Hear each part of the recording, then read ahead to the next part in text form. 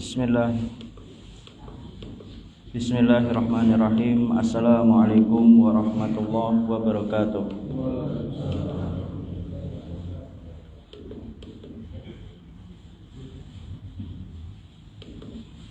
Alhamdulillah. Innal hamdalillah nahmaduhu wa nasta'inuhu wa nastaghfiruh wa na'udzu billahi min syururi anfusina wa sayyiati a'malina. Man yahdihillah fala mudilla lahu wa man yudlil fala hadiya lahu. Asyhadu an la ilaha illallah wahdahu la syarika lah wa asyhadu anna Muhammadan abduhu wa rasuluhu la nabiyya ba'dah.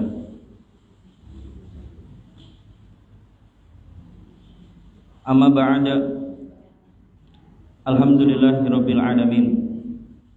Atas nikmat Allah, atas rahmat, taufik dan hidayah yang diberikan kepada Allah kepada kita semua.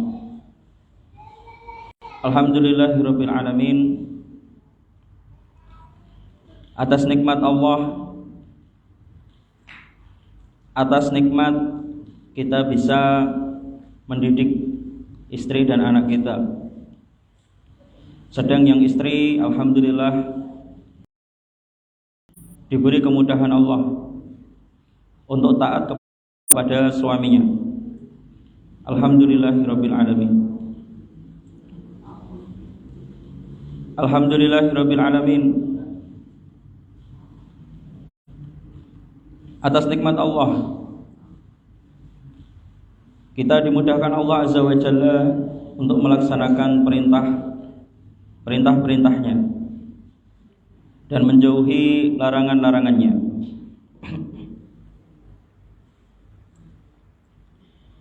Alhamdulillahirabbil alamin.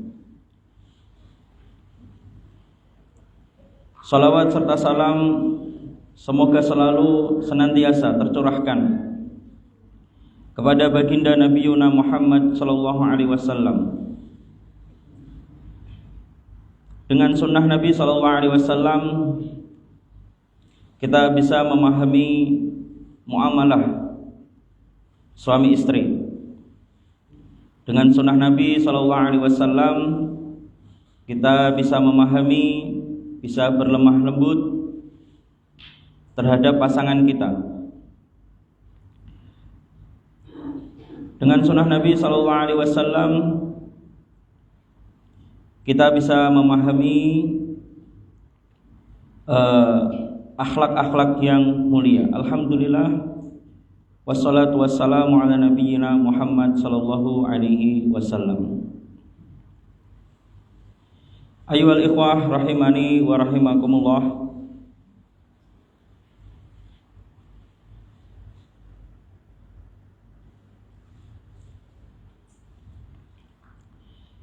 Melanjutkan kajian kita tentang muamalah suami istri sampai di pembahasan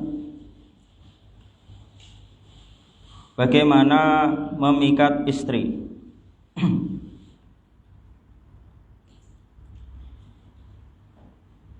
Seorang suami itu harus pandai. Seorang suami itu harus pandai dalam memikat istri. Pertama yaitu dengan kasih sayang, tidak mudah marah, pemaaf, tidak pendendam, dan bermusyawarah yang baik. Suami itu harus pandai menyayangi. Suami harus pandai tidak mudah marah, menahan amarah. Suami harus pandai pemaaf, pandai memaafkan kesalahan istrinya. Suami itu harus pandai melupakan kesalahan-kesalahan istrinya. Dan suami itu harus pandai bermusyawarah yang baik dalam segala perkara dengan istrinya.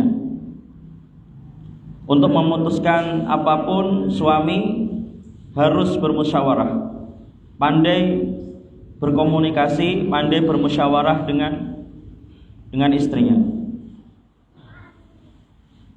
agar istrinya terpikat. Sebagaimana firman Allah, "Fabima rahmatim minallah lintalahum." Berkat rahmat Allah kalian menjadi lembut, menjadi ramah, menjadi penyayang.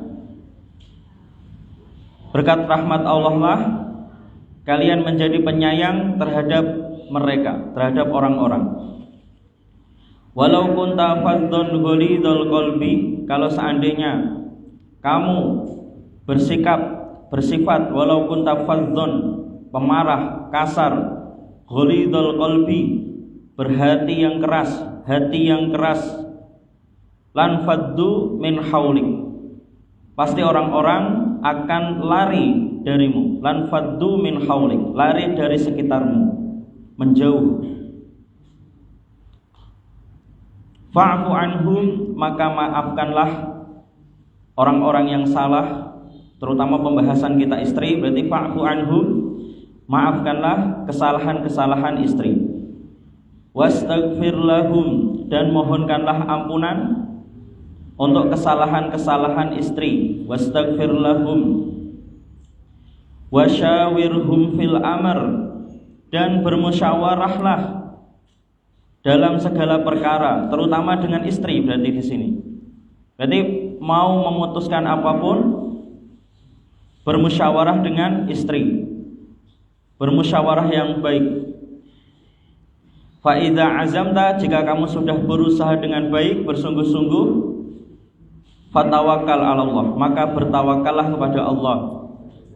Mau hasilnya baik, mau hasilnya buruk, terus berusaha sebaik mungkin. Innallaha yuhibbul mutawakkilin, sungguh Allah mencintai orang-orang yang bertawakal.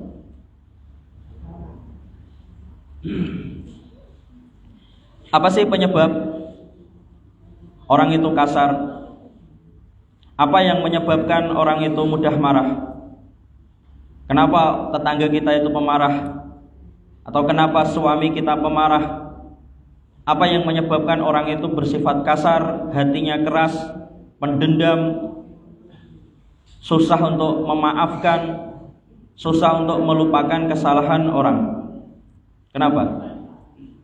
Alasannya, sebabnya adalah karena jarang mengaji, tidak mau jarang berpikir, jarang belajar. Orang yang akalnya lemah jarang digunakan untuk berpikir, jarang digunakan untuk belajar tadabbur Al-Quran, jarang mengkaji hadis-hadis sunnah Nabi SAW. Orang yang jarang belajar, jarang mengaji, akhirnya orang itu sifatnya kasar, mudah marah, dan pendendam. Salah satunya sudah dijelaskan di ayat tadi, karena orang bisa lembut itu karena berkat rahmat Allah Azza wa Jalla. Sedangkan apa penyebab orang itu kasih sayang? Orang itu memiliki kasih sayang yang luar biasa. Orang tidak mudah marah, mudah memaafkan, mudah melupakan kesalahan-kesalahan orang. Apa penyebabnya? Karena banyak mengaji. Orang yang sering mengaji, banyak mentadabburi Al-Quran, banyak mengkaji, memahami hadis-hadis Nabi SAW, maka orang itu akan mendapatkan banyak rahmat dari Allah. Dengan rahmat Allah, orang itu menjadi kasih sayang, menjadi penyayang, menjadi pemaaf, tidak mudah marah, tidak pendendam. Karena apa? Banyak mengkaji, banyak mengaji, banyak mentadabburi Al-Quran, banyak memahami sunnah-sunnah Nabi, banyak memahami hadis-hadis Nabi. Contohnya tadi di ayat itu, surat Ali Imran, Fabima rahmatim minallah lintalahum, berkat rahmat Allah lah kalian itu menjadi lembut, menjadi ramah terhadap orang-orang.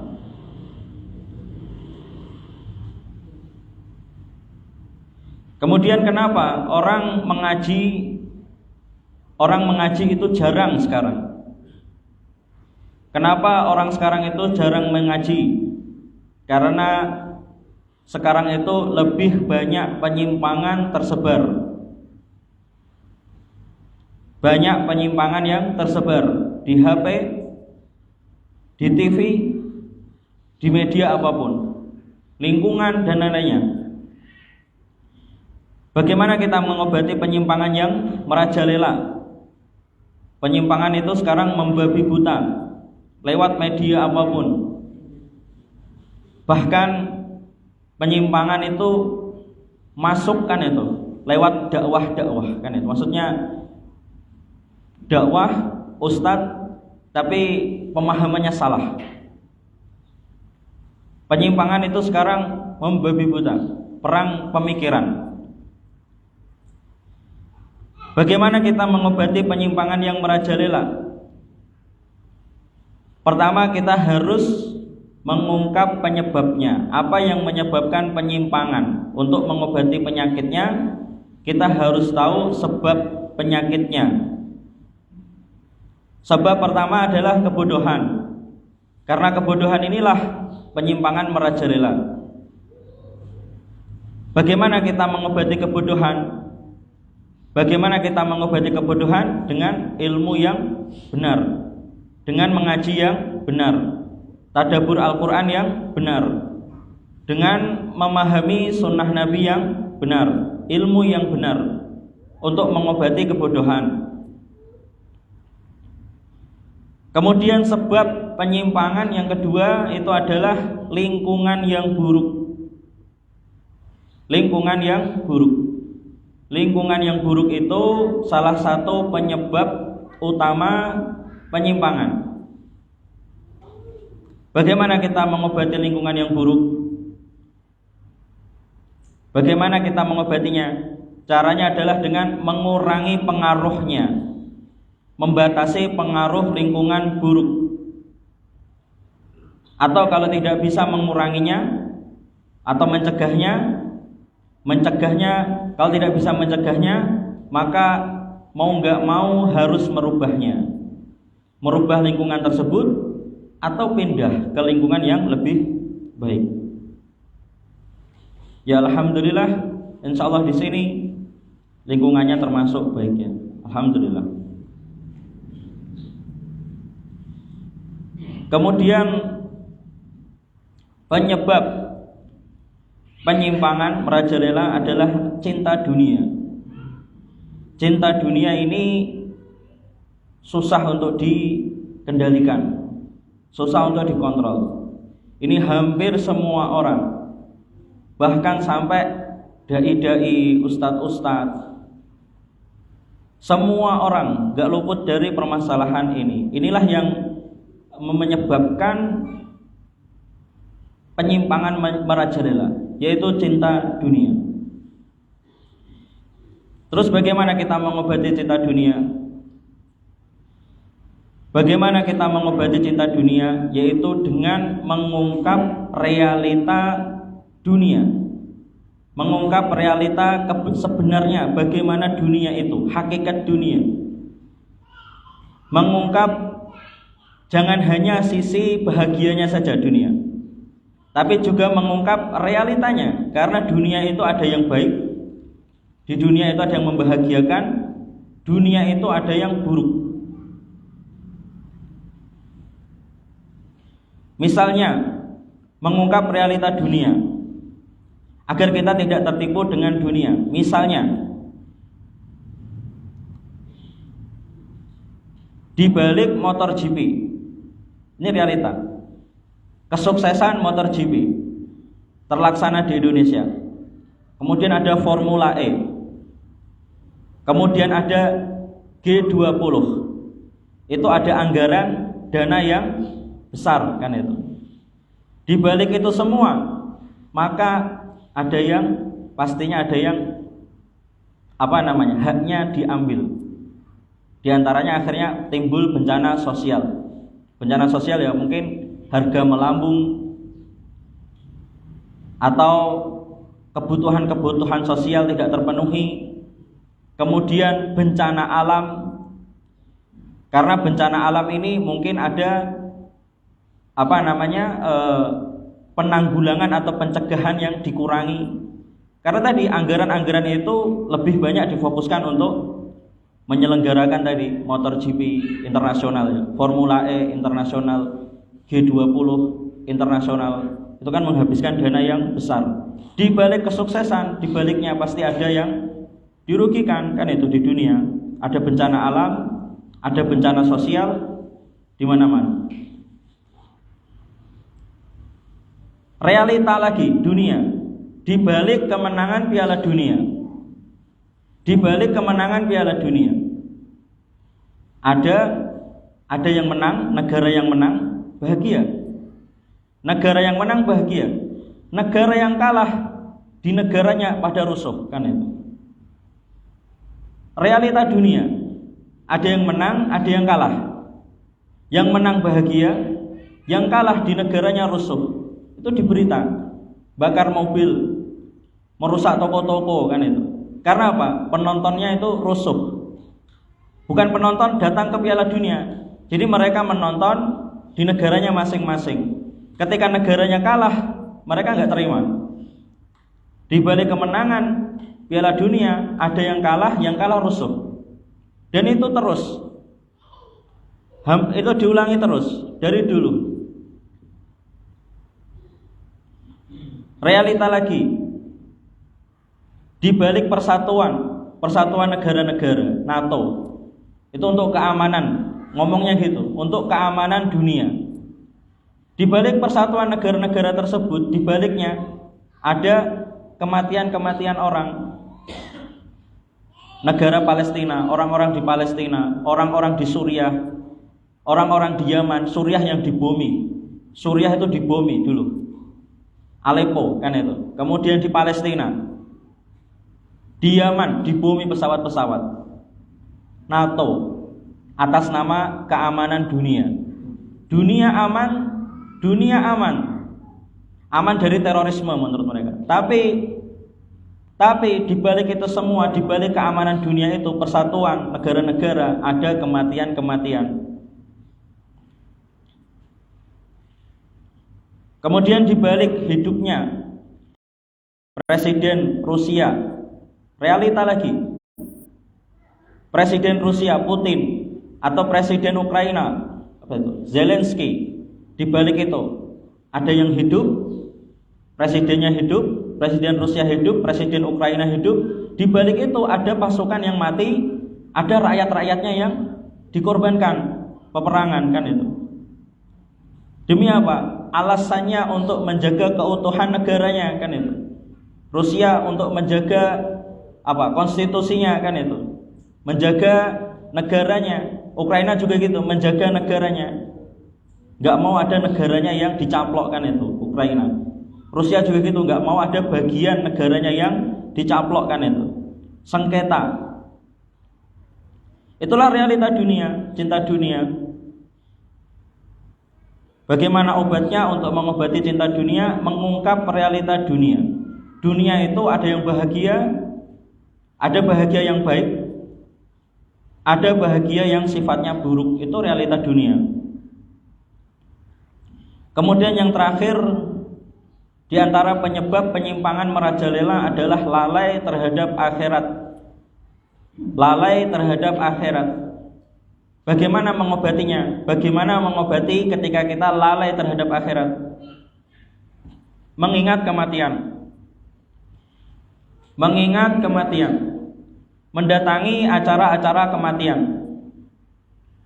Itu penting. Mendatangi acara-acara kematian, mendatangi kuburan, menziarahi kubur, mengingat kiamat dengan mentadaburi Al-Quran, mengingat padang mahsyar. Padang mahsyar itu apa? Ketika kita dikumpulkan setelah kiamat, semua manusia dikumpulkan di padang mahsyar. Kemudian mengingat surga, mengingat neraka dengan mentadaburi Al-Quran, dengan mengaji. Di antara penyebab penyimpangan adalah lalai terhadap akhirat. Lalai terhadap akhirat obatnya adalah dengan apa? Dengan sering mendatangi acara kematian, mendatangi kuburan, kemudian mengingat tentang kiamat, mentadaburi Al-Quran, ayat-ayat yang tentang kiamat, mengingat padang mahsyar, mengingat surga, dan mengingat neraka. Dengan mentadaburi ayat-ayat yang membahas tentang padang mahsyar, tentang surga dan neraka.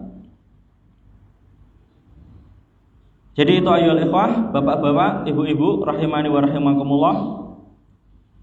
Orang itu lembut, orang itu penyayang karena sering mengaji.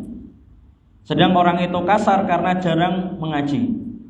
Orang kasar itu karena jarang mengaji. Pemarah, orang itu pemarah karena jarang mengaji. Orang jarang mengaji, kenapa jarang mengaji? Karena terpapar banyak penyimpangan. Dan di antara sebab penyimpangan itu tadi, karena cinta dunia, lalai terhadap akhirat, karena bodoh, kan itu. Kemudian karena lingkungan yang buruk. Itu penyebab orang itu susah mengaji atau jarang mengaji. Kemudian kembali lagi ke intinya, muamalah suami dengan istri. Bagaimana suami memikat istri? Suami itu harus pandai melembutkan sikap dan ucapan. Suami itu harus pandai melembutkan sikap dan melembutkan ucapan. Allah berfirman, "Wahfid janahaka limanit taba'aka minal mu'minin." Lembutkanlah sikap kamu. Wahfid janahaka, lembutkanlah sikap kamu, lembutkanlah tutur kata kamu. Wahfid janahaka limanit taba'aka minal mu'minin, lembutkanlah dirimu, ucapanmu, lembutkanlah sikapmu kepada orang-orang yang mengikutimu, kepada orang-orang yang menyayangimu di sekitarmu, di antara orang-orang yang beriman. Kemudian suami itu harus pandai ramah, kemudian pandai memudahkan atau pandai berteman, mudah berteman, bersahabat dengan istrinya. Suami itu harus ramah, suami itu harus pandai berteman, pandai bersahabat dengan istrinya, mudah berteman dengan istrinya, mudah berteman dengan mudah bersahabat, memudahkan urusan-urusan, tidak mempersulit istrinya, tidak mempersulit urusan-urusan istrinya, mudah untuk diajak bicara, mudah untuk diajak untuk pergi, mudah untuk menolong, mudah untuk membantu, mudah. Ya, suami itu harus menjadi suami yang mudah berteman untuk istrinya, mudah bersahabat untuk istrinya, ramah. Nabi SAW bersabda,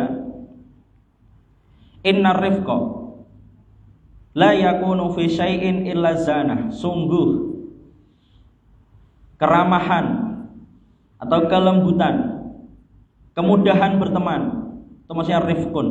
Rifqun itu kemudahan berteman, kemudahan mudah bersahabat.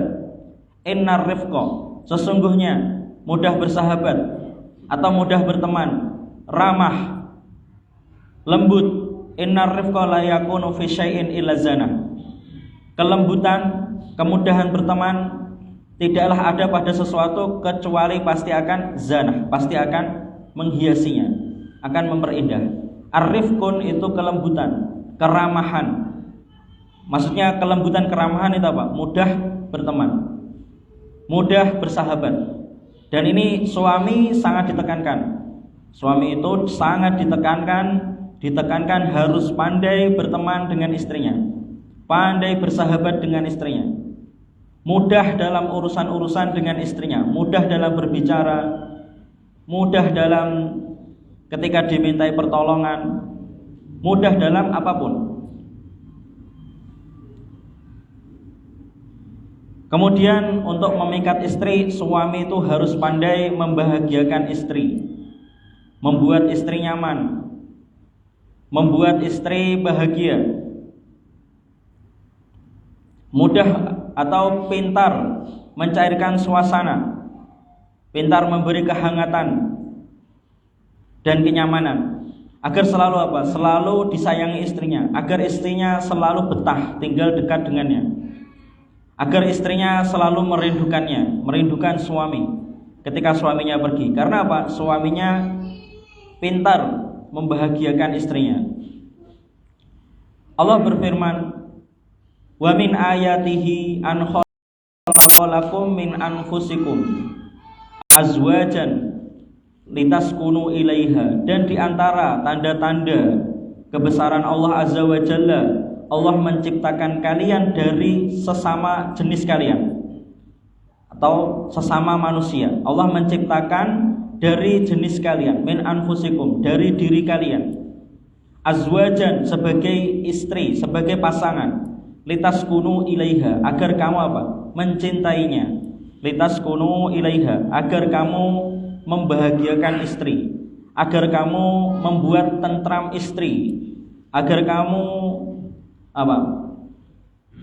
Menyenangkan istri, membuat nyaman istri, agar istri merindukan kamu, agar istri betah dekat dengan kamu. Litaskunu ilaiha, litaskunu ilaiha, sakana itu kan artinya tinggal, agar kamu tinggal dengan istri kamu, atau betah dengan istri kamu, atau sebaliknya istri kamu betah dengan kamu.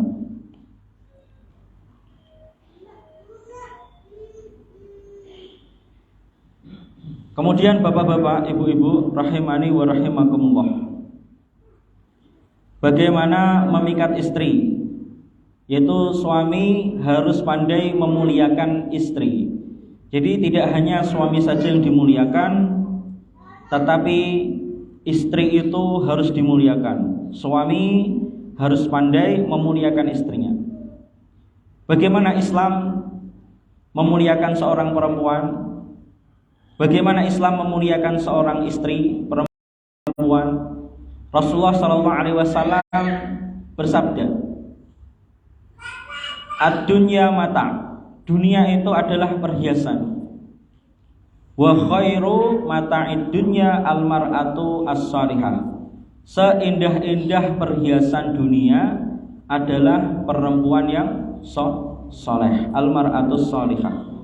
Itu salah satu contoh Islam itu menjunjung, memuliakan seorang perempuan, istri.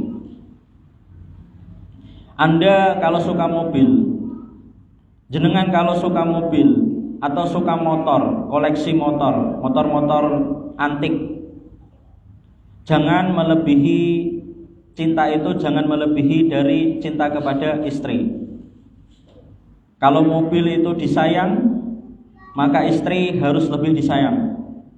Kalau motor itu jenengan sayang, maka istri itu harus lebih besar disayang. Kalau seandainya mobil atau motor itu jenengan belikan sampo atau cairan khusus untuk agar mengkilat, biar kelihatan kinclong, maka istri harus dibelikan sampo yang terbaik, kan itu, yang lebih baik dari motor itu, kan itu, lebih baik dari sampo untuk mobil tersebut, kan itu. Istri harus dibelikan sampo yang lebih baik. Jenengan kalau suka hewan, suka burung, jenengan kalau suka kucing, ada yang suka kucing, jenengan kalau suka kucing, suka hewan peliharaan, piaraan, jangan melebihi cinta tersebut, jangan melebihi dari cinta kepada istri. Jenengan kalau sekarang itu hewan itu dimasukkan ke salon-salon, hewan itu perawatan. Sekarang itu gitu, ada pet shop, kan itu, dimasukkan ke salon hewan-hewan. Maka istri jenengan, kalau jenengan kepada hewan seperti itu, seandainya kepada hewan seperti itu, maka istri harus lebih dimuliakan daripada hewan piaraan Anda, kan itu. Kalau hewan masuk salon, istri harus dicarikan perawatan yang terbaik kan itu. Kalau pada hewan aja seperti itu, kalau jenengan kepada hewan seperti itu, maka kepada istri harus lebih mulia, lebih memuliakan. Kemudian jenengan kalau suka pada pekerjaan, suka pada pendidikan, belajar, suka pada suatu hal kegiatan, jangan melebihi cinta kepada istri. Jangan melebihi cinta kepada istri. Kalau jenengan suka pekerjaan, jangan sampai melalaikan istri. Kalau jenengan suka pada suatu kegiatan hobi, mancing ya, laki-laki itu sering mancing. Suami kalau mancing, hobinya mancing, jangan sampai melebihi cintanya kepada istrinya. Kalau mancing 1 jam, maka bersama istri harus lebih banyak, 2 jam kan itu. Seperti itu, contohnya seperti itu. Kalau saya pribadi nggak suka mancing, alhamdulillah.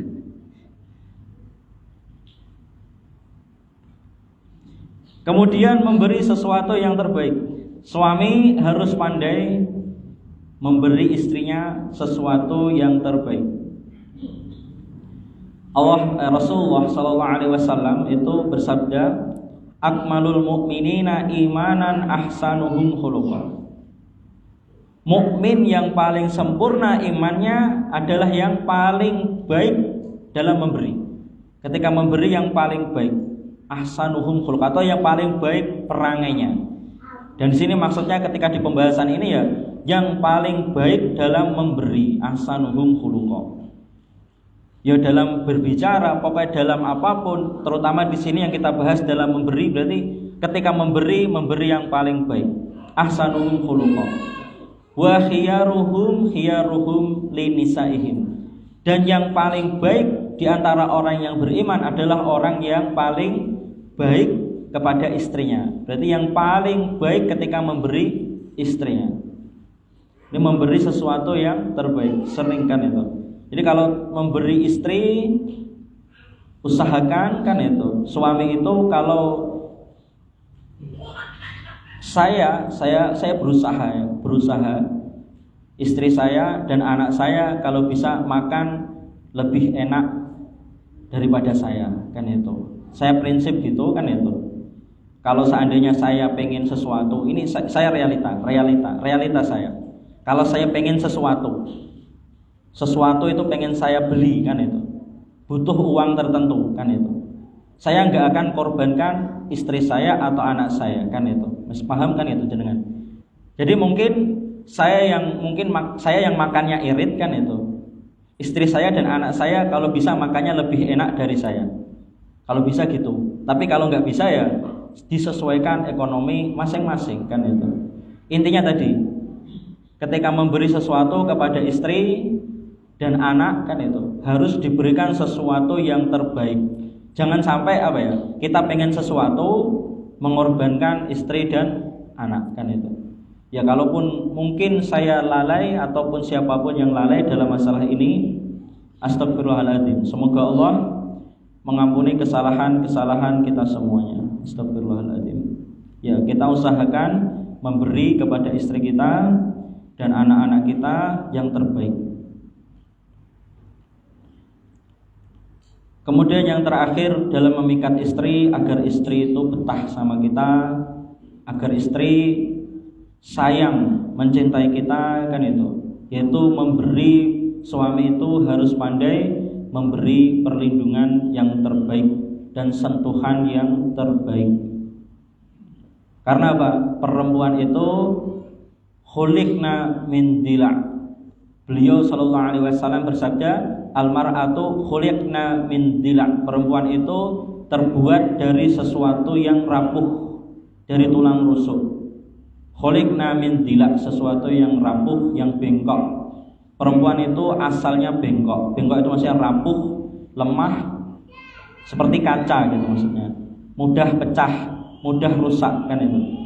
Perempuan itu mudah pecah, mudah rusak, atau maksudnya mudah sakit hati. Idza dhahabta tuqimuhu kasartahu. Kalau kamu memaksanya untuk meluruskannya karena dia bengkok, Kalau kamu berusaha meluruskannya dengan keras, memaksanya, maka perempuan itu akan sakit hati, akan kasar tahu, kamu akan merusaknya. Ini Rasulullah SAW bersabda seperti itu.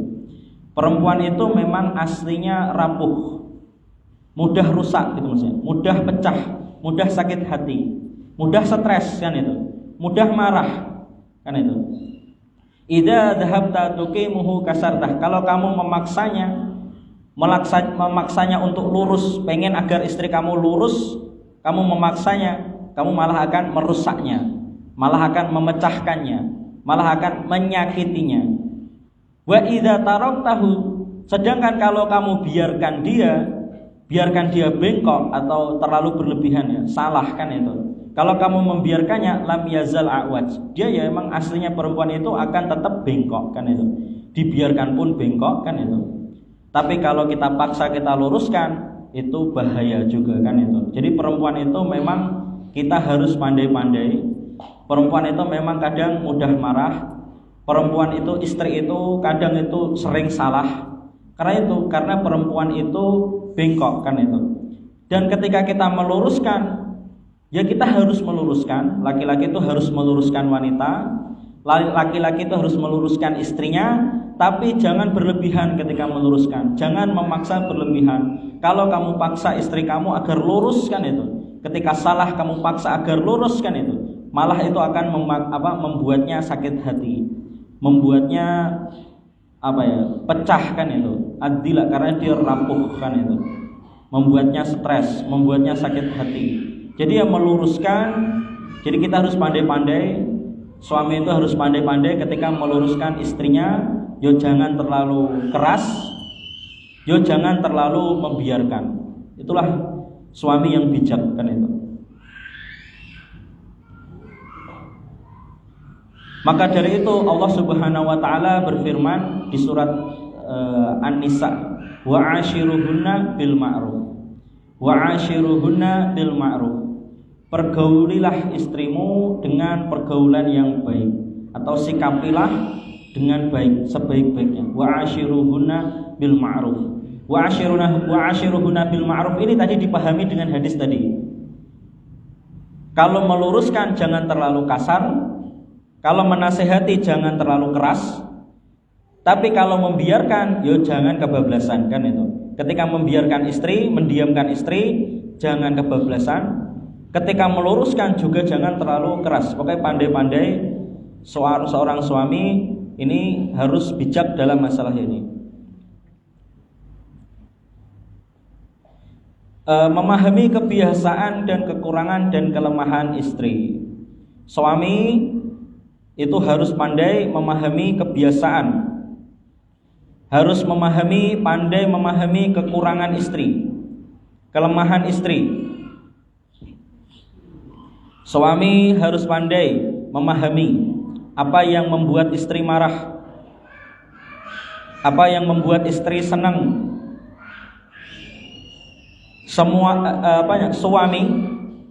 Suami harus memenuhi setiap kemauan istrinya selama sesuai syariat dan mampu.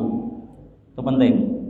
Suami harus berusaha sebisa mungkin, semampunya memenuhi setiap kemauan istrinya selama sesuai syariat, halal, selama halal, dan selama mampu ekonominya, mampu.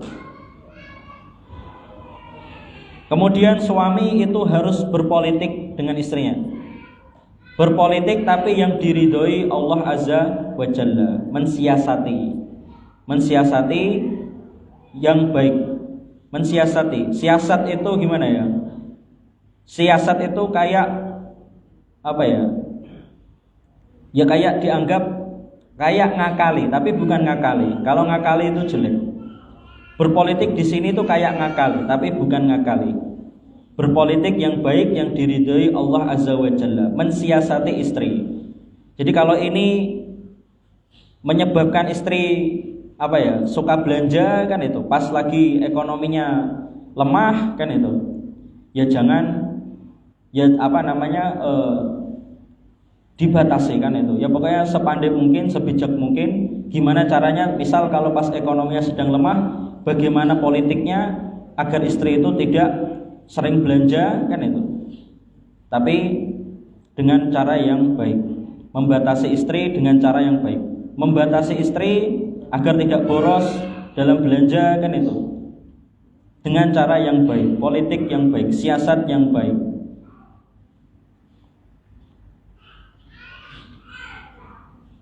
Kemudian suami itu harus menyesuaikan akal istri.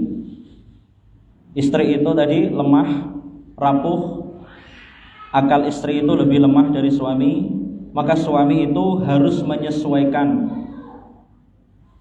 Kemudian suami itu harus menyesuaikan kemampuan istri. Tadi istri itu lemah, istri itu rapuh, maka suami harus menyesuaikan kemampuan istri. Kemudian suami tidak boleh menghukum semua kesalahan istri. Jadi kalau istrinya salah 10 kali, mungkin yang dihukum hanya 2. Jadi setiap kesalahan itu, kesalahan istri tidak semuanya harus dihukum oleh suami.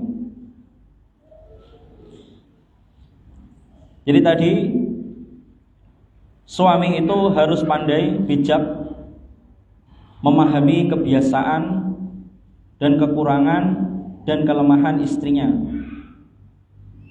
Di sini Allah berfirman di Quran surat Al-Baqarah ayat 228. Walir rijali 'alaihinna darajah. Suami itu memiliki kelebihan di atas istri. Allah berfirman seperti itu. Suami itu lebih tinggi, lebih mulia di atas istri. Kenapa syariat itu mengangkat seperti itu? Kenapa Allah Subhanahu wa taala mengangkat derajat suami? Kenapa?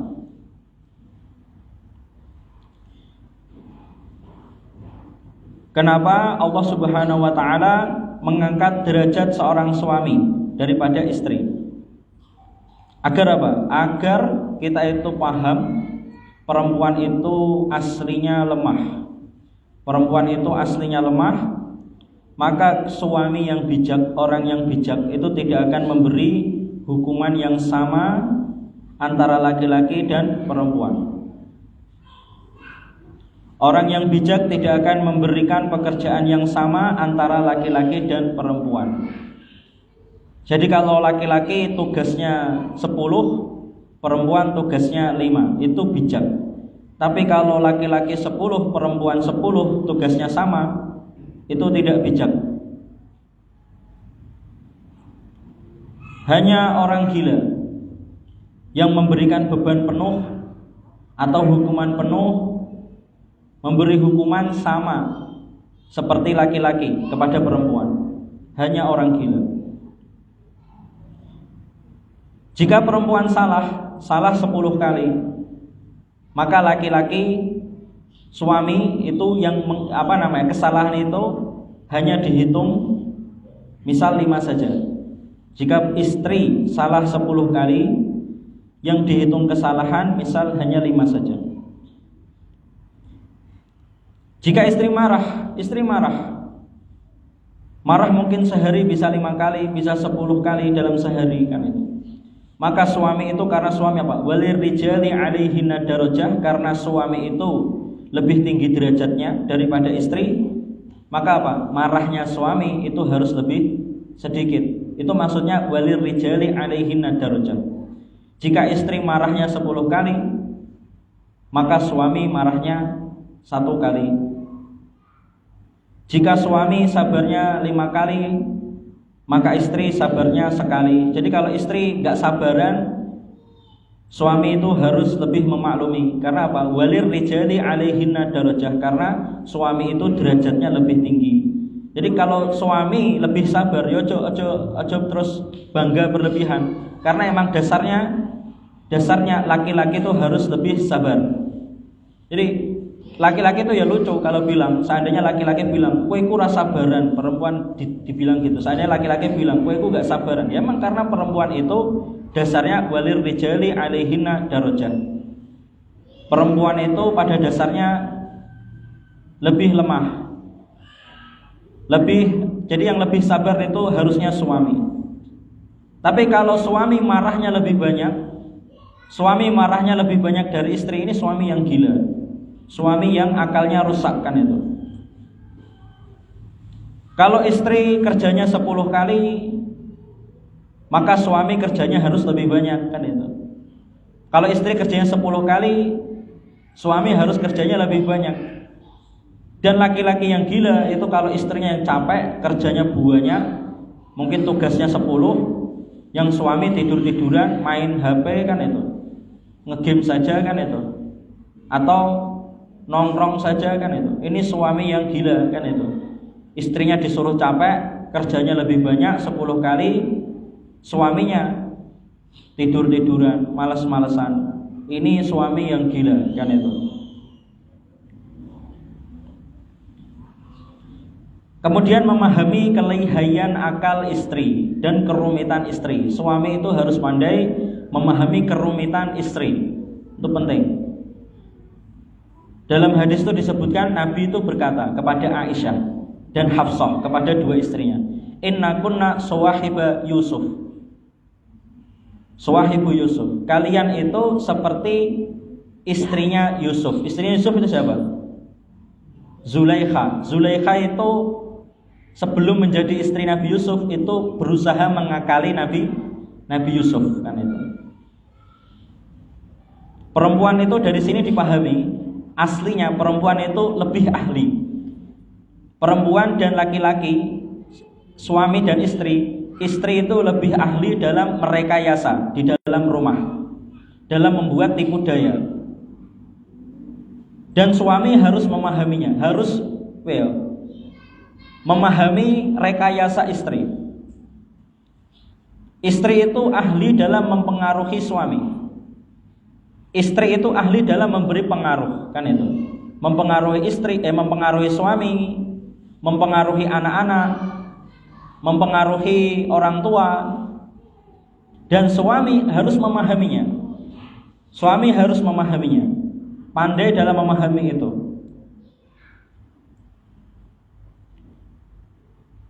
Istri itu dari sini kita pahami, istri itu lebih pandai dalam bekerja sama dengan anak, itu lebih pandai.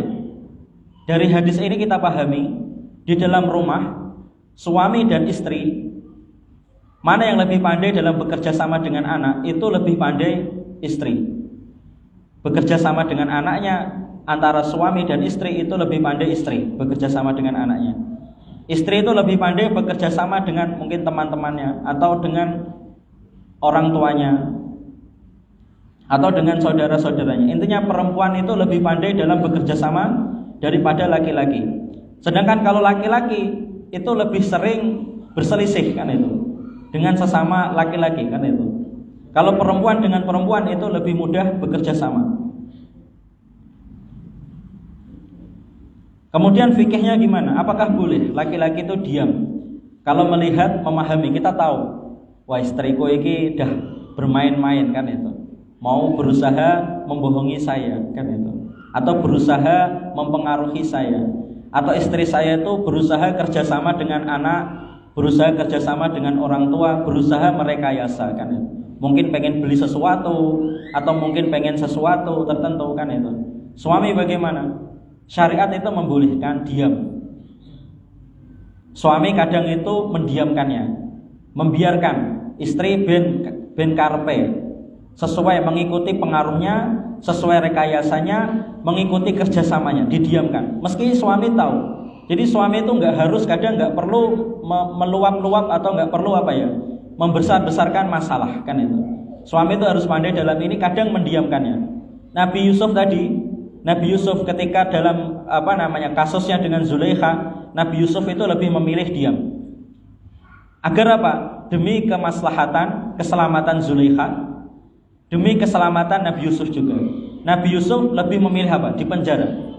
Nabi Yusuf itu lebih memilih di penjara daripada apa? Mengatakan sebenarnya kasusnya. Kalau yang pengen berbuat zina itu Zulaikha sebenarnya. Tapi Nabi Yusuf apa? Diam.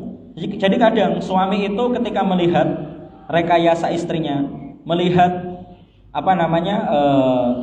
pengaruh dari istrinya atau melihat kerjasama istrinya kan itu dengan anak-anaknya dan lainnya.